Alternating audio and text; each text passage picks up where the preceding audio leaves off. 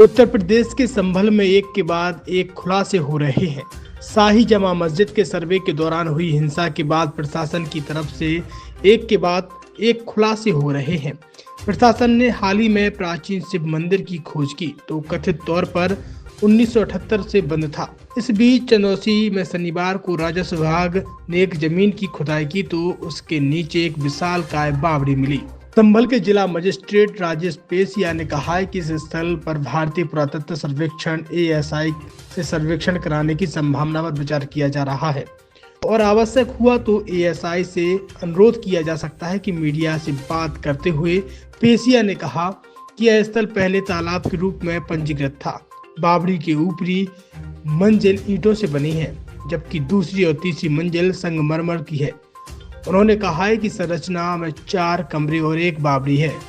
जिलाधिकारी राजेश पेसिया ने बताया है कि खतौनी के अंदर 0.040 अर्थात 400 वर्ग मीटर क्षेत्र है। बावड़ी तालाब के रूप में यहाँ दर्ज है। स्थानीय लोग बताते हैं कि बिलारी के राजा के नाना के समय बावड़ी बनी थी। इसका सेकेंड और थर्ड फ्लोर मार्बल से बना है। ऊपर का तल ईंटों से बना हुआ है। इसमें एक कूप भी है और लगभग 4 कक्ष बने हुए हैं और धीरे धीरे मिट्टी निकाल रहे हैं ताकि इसकी संरचना को किसी प्रकार की कोई हानि ना हो।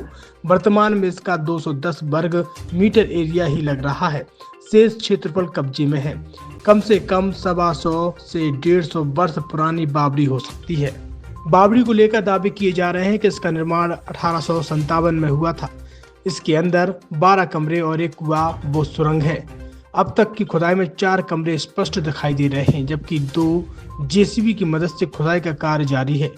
हालांकि ढांचे को कोई नुकसान न हो इसके लिए बेहद सावधानी बरती जा रही है।